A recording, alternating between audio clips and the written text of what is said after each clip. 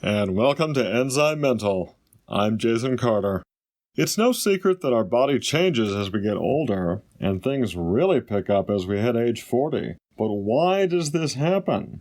With the arrival of middle age, our abundant production of the three primary sex hormones, testosterone, estrogen, and progesterone, declines rapidly. This hormone decline is accompanied by a surge of fat retention, typically in very unattractive locations. In women, fat settles on the thighs, breasts, glutes, and in the belly, and in men, fat also accumulates in the belly, but also the nape of the neck and the lower back. Fat retention spikes with age, and we typically reach our heaviest between ages 50 and 60. Fat naturally has receptors for estrogen, testosterone, and progesterone, of course, but also some of our most critical other hormones like thyroid hormone and growth hormone. All of these hormones direct fat to release energy when needed. When we're young, we produce these hormones abundantly, and they keep our energy and metabolism high while growing our tissues and activating our reproductive systems. This is why and how young people can lose weight much faster and more successfully than an older adult. As we approach middle age, our production of most of these hormones decreases, and consequently the hormonal messaging that ordinarily directs the action of fat decreases also. This is one reason we gain weight as we get older. The hormone cortisol plays a role in this too. Cortisol is released from our adrenal glands in response to daily ongoing stress and is one of our primary stress hormones. I've talked about cortisol quite a bit before, but let me refresh for you just how cortisol drives weight gain. When cortisol is present in the blood, cortisol wants to keep all the available glucose in the bloodstream for immediate use rather than depositing the glucose in the cells. Insulin, the fat-storing growth hormone we all make way too much of today because of our overconsumption of sugar and refined carbs, wants to do the exact opposite. So what this produces is insulin and cortisol fighting against each other, which causes elevated levels of both. Consistently elevated levels of insulin in the bloodstream drive continued weight gain, particularly in the abdomen, and of course, insulin resistance.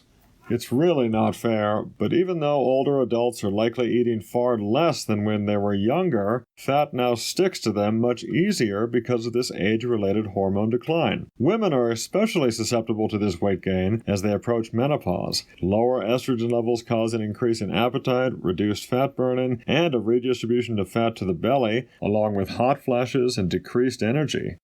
Progesterone declines significantly also, leading to an imbalance in the estrogen to progesterone ratio. We call this condition estrogen dominance, and it can lead to irritability, depression, insomnia, water retention, and sugar cravings. So what can we do about all this? While hormone replacement therapy is popular, we can actually activate sagging hormones naturally ourselves through regular exercise. Even exercising for just an hour, 3 times each week, can increase natural secretion of key metabolic hormones like testosterone and growth hormone.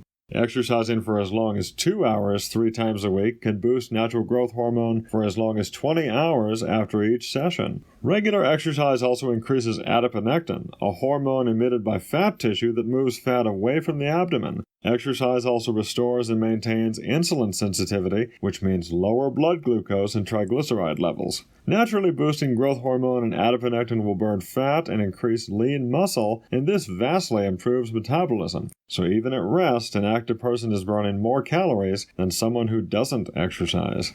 One potential downside to intense exercise is that it can provoke an equally intense spike in hunger, which can lead people to overeat at mealtimes.